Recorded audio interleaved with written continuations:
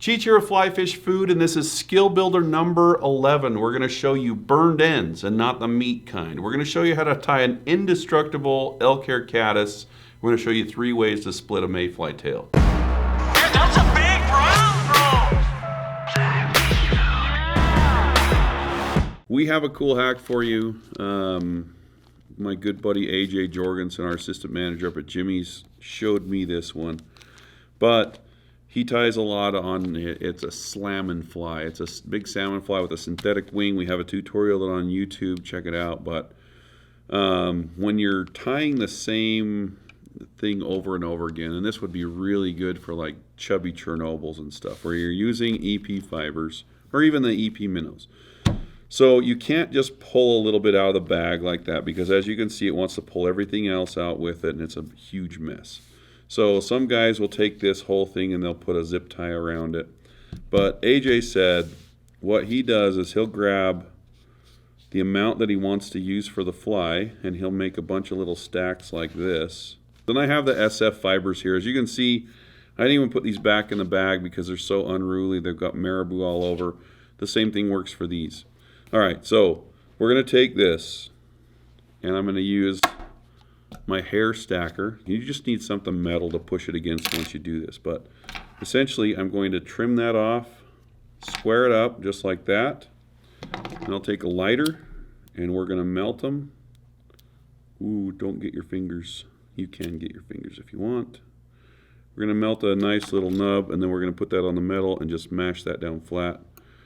And what that does is it creates a little tab, and now you can put that to the side, and it doesn't matter if it falls off the table or whatever, it's all going to stay together.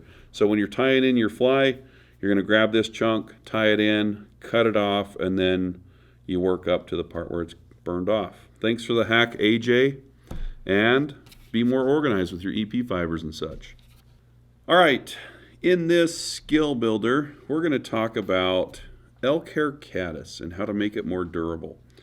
Now, I do have a grayish fly with a gray base. This is kind of a tannish fly actually, but we want to show this to you so that you can see what I'm doing with my hands. Like, you can zoom in with the screen if you're on your phone, but more than anything, this is just for the technique on how to handle everything. We have an elk hair caddis video, a few of them on our YouTube channel that are just that fly. So let's get going. So typically, if I'm reverse palmering an elk hair caddis, I'm going to have wire coming out the back of the fly. I'm going to tie the hackle in the front, wrap my hackle back, catch it with wire, wrap the wire through the hackle forward, and there we have a super durable fly. This is a way to do that same thing just using the thread that you're tying with. I'm using 18-aught nano silk. You should use fairly thin thread if you want to do this. It'll cut through your hackle a lot easier. So I'm just going to take my hackle, wrap it forward,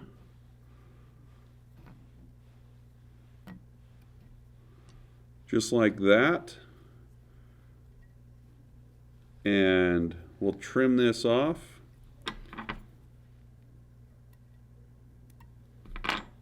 Now I'm going to take this thread and I'm going to wiggle it as I go through the hackle fibers, and I'm going to take this all the way to the back, not really you're binding down very many of these.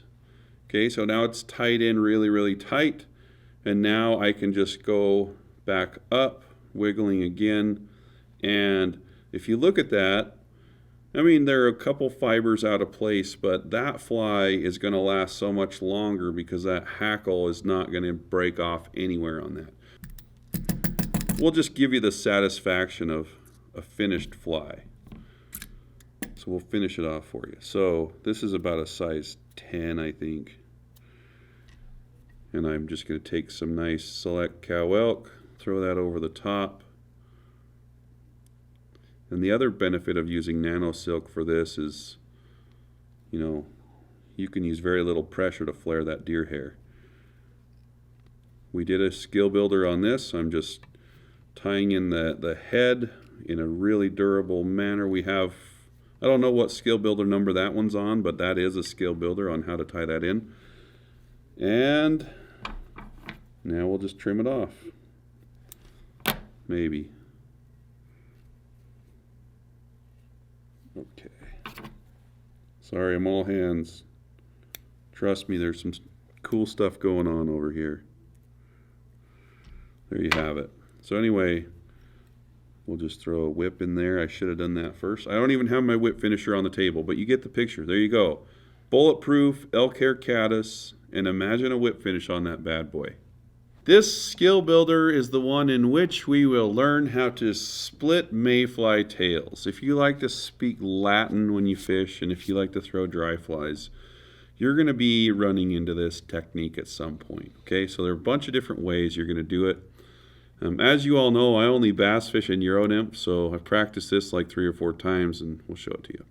Just kidding. For those of you who take it seriously, that was just a joke. All right, so what I'm going to do for the first step is I am going to, I'll trim this off first.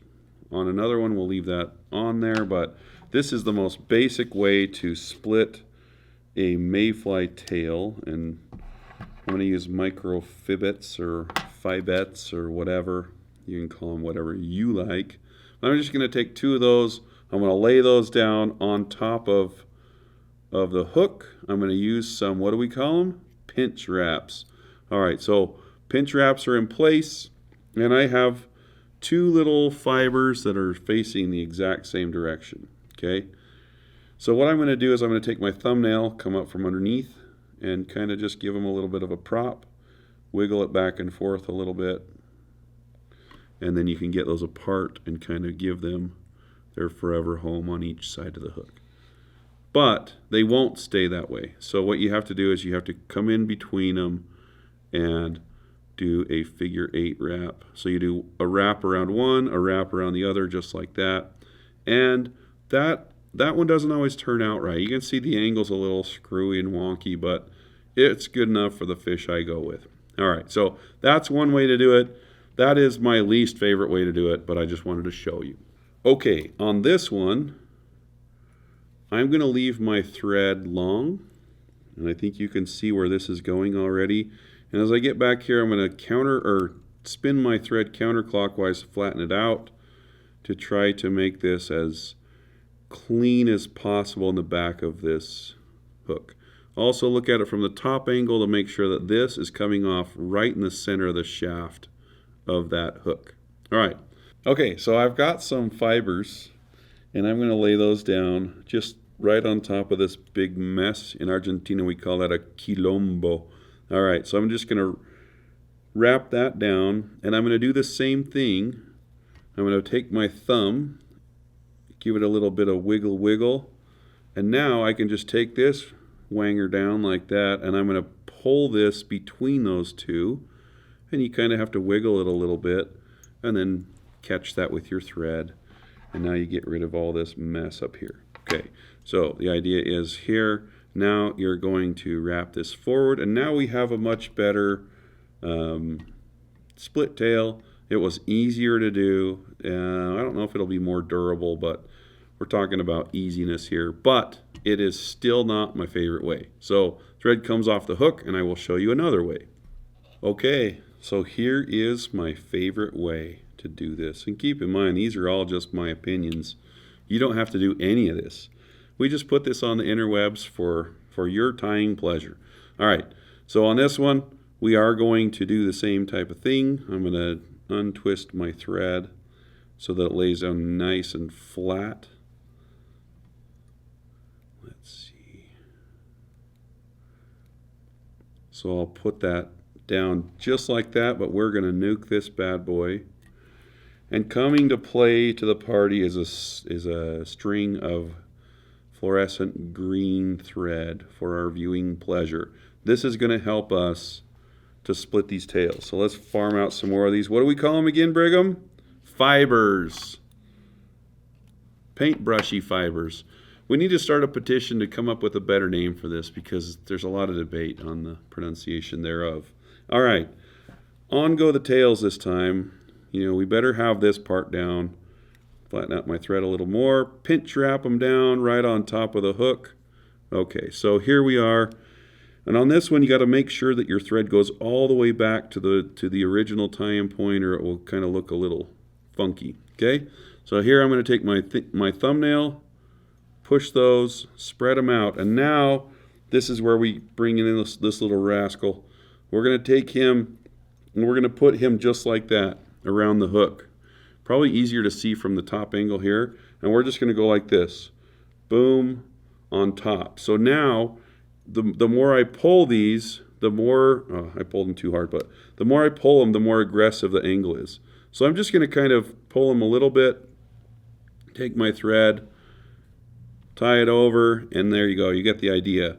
That is really cool because, and probably the easiest, because each part of that green thread is on the side of the hook, right where that fibbet meets. So that is the preferred way to tie in mayfly tails. We'll likely do some flies showing that in a fly soon, and also maybe a compared wing, and then you can kind of manipulate them around. But anyway, there you go. 3 ways to tie in tails.